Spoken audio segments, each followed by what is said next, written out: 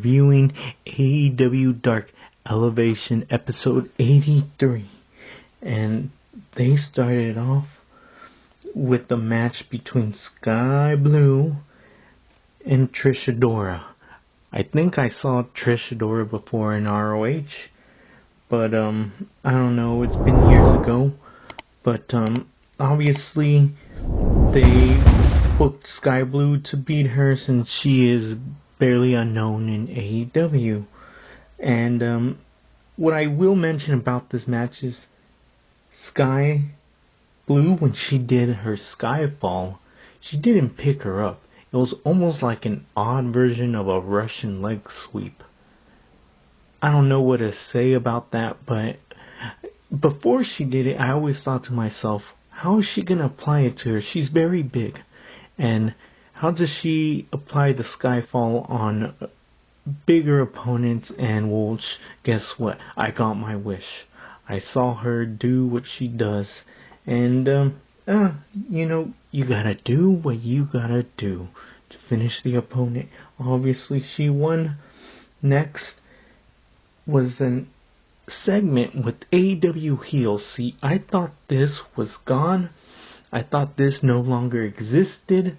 Brandy Rhodes, when she left, I thought she left with AEW heels and we weren't going to hear about this anymore. But boy, was I wrong. And, I mean, amongst all the AEW female roster, the one that pointed out to me the most, that made the greatest impression on me was Vickie Guerrero. See, I don't know why she's there. She's a heel. I don't care if you're talking to people who are not in the business, unless she's doing it for a reason. My personal theory, she's trying to get gossip, she's trying to get the spoonful, she's spilling, expecting people to spill the tea, and she's gonna get that gossip and she's gonna use it for her group with Marina Shafir and Nyla Rose versus Tracy Williams, and Cage is accompanied by Prince Nania. I believe that's his name. I believe. Oh well. It's nice to see Cage again. I think he was on AEW Dynamite or whenever that Battle Royal was going on. I saw him there. And I told myself, what's going on with Cage? And we're going to address that later. But first off, he had a match that kind of lasted a long time. Like, Cage, he's this big individual. He's not weak. Okay, he could just steamroll this guy. It should have been a squash match, in my opinion. And this is AEW Dark Elevation. Why shouldn't it have been a squash match?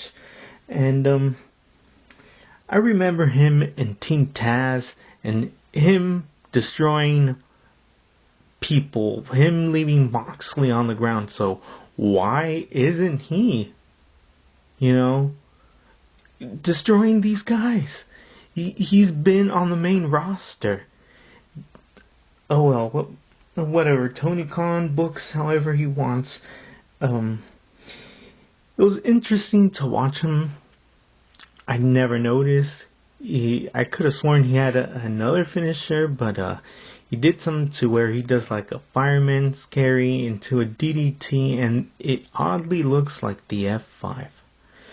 And he finishes him off with I guess Ian Riccaboni call it the drill call. It looks pretty impressive. It almost reminds me of the Steiner screwdriver. Okay, very, very impressive. Just one of those moves that you gotta be very careful.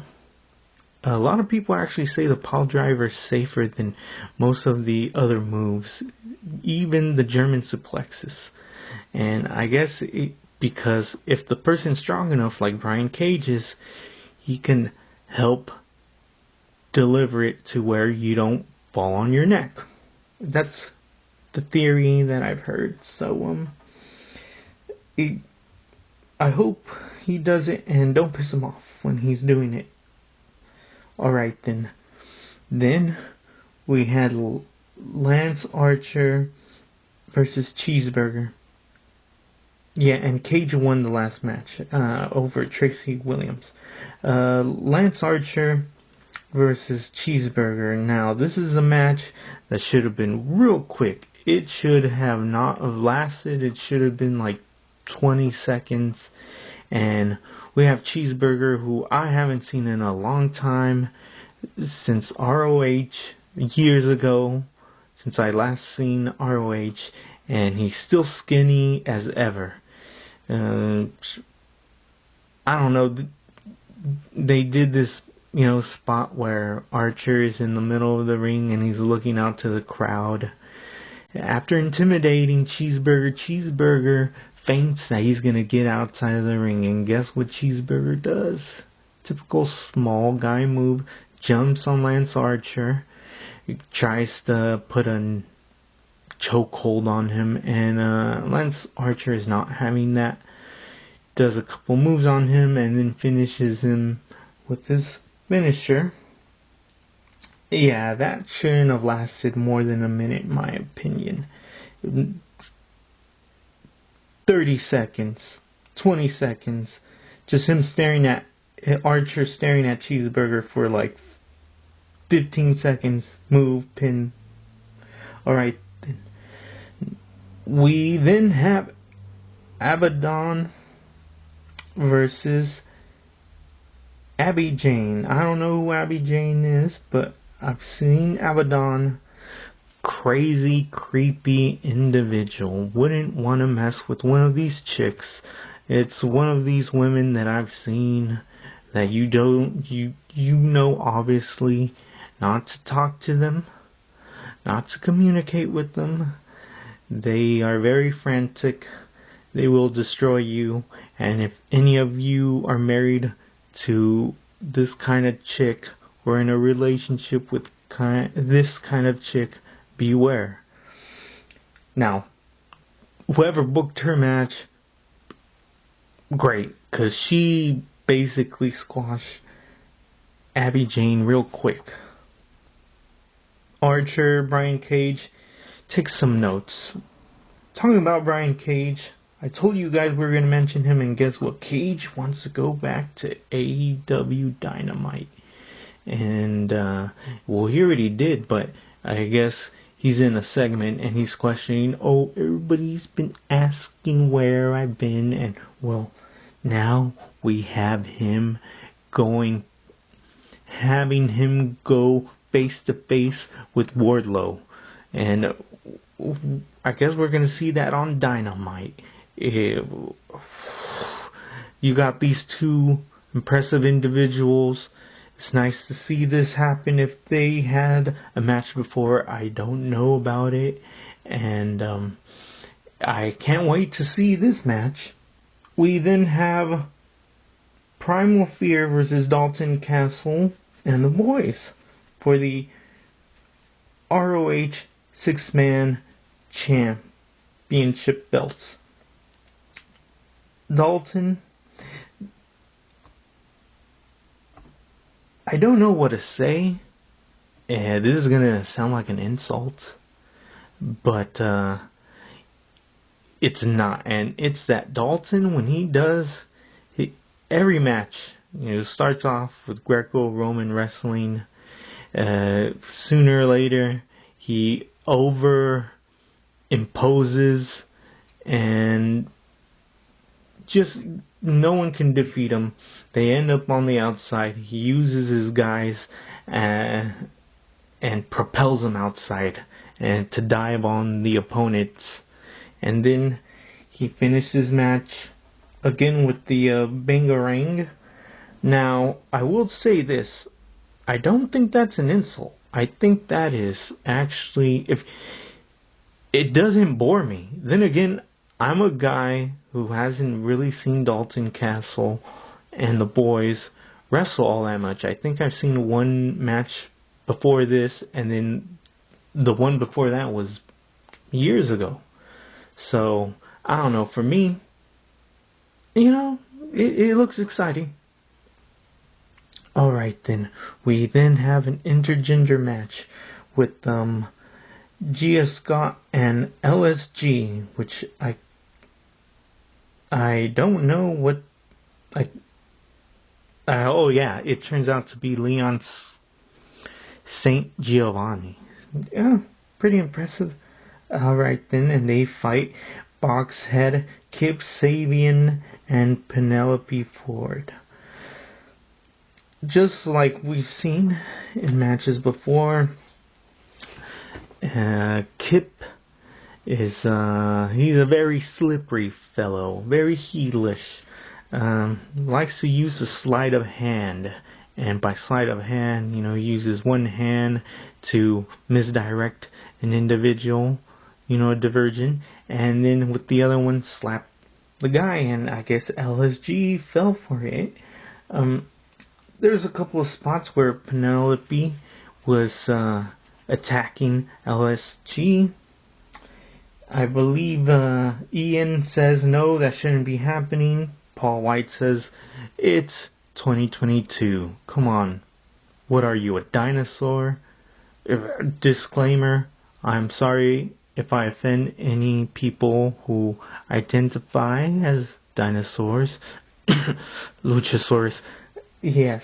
But yeah, they finished the match with Penelope Ford doing what they call the Muda Lock. Very, very impressive. You gotta be really flexible to be doing that, and she makes Gia Scott tap out. Ian, he remarks that perhaps Penelope Ford and Kip Sabian are looking to fight for the AAA intergender titles that Ty Conti and Sammy Guevara are holding. It would be nice to see them have a match. Dante Martin and Tony Deppen then face Lucha Bros. I thought they were going to have a match with the Workhorsemen. Isn't that why they had Seidel and Dante having that segment last week? I don't know. Maybe it's going to be on AEW Dark. Alright then, Penta, when they come out, Penta and Ray Phoenix and Alex, they look impressive as always, especially Penta. He has this Shogun regalia going on in his as part of his entrance attire. I think it looked pretty cool. Well, the match started out with Ray Phoenix and Dante Martin. It's great to see both of them. I'd say Ray Phoenix out of the Lucha Brothers, and I'm sorry, Penta. I believe he is the most quickest, and between you two, okay, not that much, by a small margin, okay. And it was nice to see him against Dante Martin. Dante Martin is one of those also acrobatic, flexible, fast, and so is Ray Phoenix. They're going so fast, even Paul White was questioning if they were using a cheat code, and him giving a gamer reference like that, oh, he's over. He's, in my opinion, come on, man. How can you hate him after that? Well, alright then. I guess Penta and Phoenix, they end up with Deppen. They do this double team package pile driver, as you see on the screen, on Deppen. 1, 2, 3. They finish the match, and that was the end of that. Alright then, and then we have the main event of the night. The Factory versus Best Friends, Rocky Romero and Danhausen. I mean, I'd say probably the most memorable spot that I remember seeing was QT Marshall doing the diamond cutter. Other than that, there was the cursing and the handshaking and the clapping and the hugging, as you would expect from such a match. They too finished the match. I believe it was best friends. They do a double team move. I guess it's called the Trent delivered this move called the Strong Zero. I don't know what that is until now. Even after their big win, they look alright. And I wonder if they're ever gonna fight Pac, because as you remember, Pac, he injured Orange Cassidy. I have no problem with it. I don't know. If you guys have any opinions, like, subscribe, and comment. Tell me what you think. Alright then, this is Agent Eerie, calling it a night. Have a good one. Bye.